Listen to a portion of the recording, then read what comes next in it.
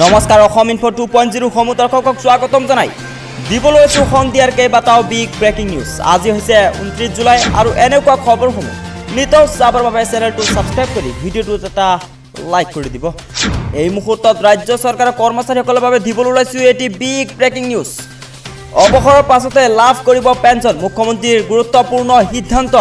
এই মুহূৰ্তত মুখ্যমন্ত্ৰীয়ে গুৰুত্বপূৰ্ণ সিদ্ধান্ত কৰিছে। পেঞ্চনক লৈ বিশদ সিদ্ধান্ত হিমন্ত চৰকাৰৰ। অপহৰৰ পাছতেই পেঞ্চন লাভ কৰিব কৰ্মচাৰীয়ে।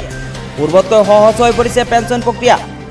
অৱসৰৰ এবছৰৰ পূৰ্বৰ পৰাই আৰম্ভ হ'ব পেঞ্চনৰ কাম কাজ আৰু পেঞ্চনৰ বাবে এবছৰ পূৰ্বৰ পৰাই সাজু কৰা হ'ব কৰ্মচাৰীক।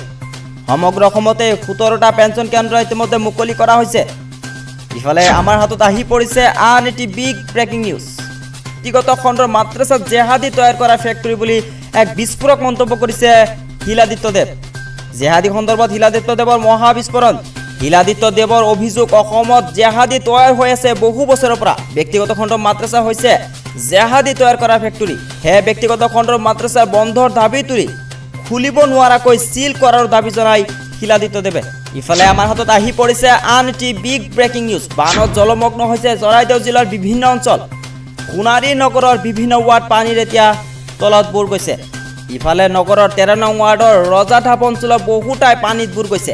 নগৰৰ 6 নং ৱাৰ্ডৰ সেউজীয়া পাম এলেকাত বান পৰিস্থিতি অধিক জটিল হৈ পৰিছে। কিছু কিছু ঘৰ আধালৈকে ডুবি যোৱাত বান আক্ৰান্তসকলৰ পথৰ ওপৰত আহিবলগীয়া হৈছে। আনহাতে বালিজান দৈচেলেং নদীৰ ভাৰণি পানীয়ে বালিজানৰ বেঙেনাবাৰী অঞ্চল বানত সম্পূৰ্ণৰূপে বুৰাই পেলাইছে। কেবিনেটত শিক্ষা ব্যৱস্থাক লৈ সিদ্ধান্ত, কোনো ক্ষতি নকৰে অসমীয়া ভাষা বা অসমীয়া মাধ্যমৰ।